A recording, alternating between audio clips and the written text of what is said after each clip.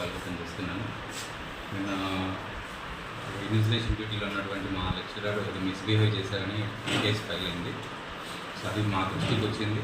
తప్పకుండా ఆల్రెడీ చట్టపరంగా వాళ్ళు పోలీసు వాళ్ళు ఎంక్వైరీ చేస్తున్నారు.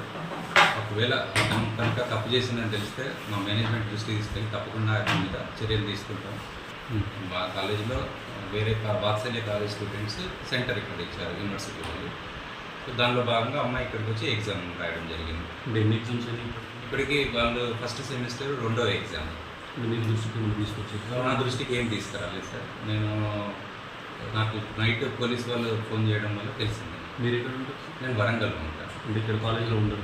డైలీ నేను అప్ అండ్ డౌన్ చేస్తాను. కాలేజీలో అందుబాటులో ఉంటారు? కాలేజీలో అంటే కాలేజ్ అవర్స్ 5:30, 6 వరకు కాలేజీలో ఉంటాను. తర్వాత ఇంటికి వెళ్ళిపోతాను. మళ్ళీ మార్నింగ్ 9:30, 10 వరకు కాలేజ్కి వచ్చేస్తాను. అంటే విద్యార్థిని ఏమని చెప్తుంది? మాకేం అసలు మా నోటీస్కి రాలేదు. అంటే ఎగ్జామ్ హాల్లో ఏం జరిగింది? హాల్లో ఏం జరిగిందనేది నాకు పోలీసు వాళ్ళ ద్వారానే తెలిసింది. తర్వాత నేను ఎంక్వైరీ చేశాను. ఆ ఇన్విజిలేటర్ అడగడం జరిగింది. నేను ఏం అనలేదు సార్, అమ్మాయిని మిస్బిహేవియర్ చేయలేదు, టైం అయిపోతుంది కదా అని పేపర్ లాక్కోవడం జరిగింది. తర్వాత మీరు ఫోన్ చేస్తేనే ఇట్లా నాకు తెలిసింది సార్ అని అబ్బాయి చెప్పడం జరిగింది. ఆ అమ్మాయి మాకు ఏదైనా కంప్లైంట్ చేస్తేనే ఎన్ని సంవత్సరాల నుంచి ఎగ్జామ్స్ జరుగుతూనే ఉన్నాయి, ఏం కంప్లైంట్ రాలేదు, ఇప్పటివరకు కూడా రాలేదు. సదావనే జరిగింది అనుకున్నాం కానీ అమ్మాయి పోలీసు వాళ్ళ దగ్గరికి వెళ్ళేంత వరకు కూడా మాకు దృష్టికి రాలేదు సార్. తర్వాత నేను పోలీసు వాళ్ళు చెప్పడం వెంటనే నేను ఎంక్వైరీ స్టార్ట్ చేస్తున్నాను.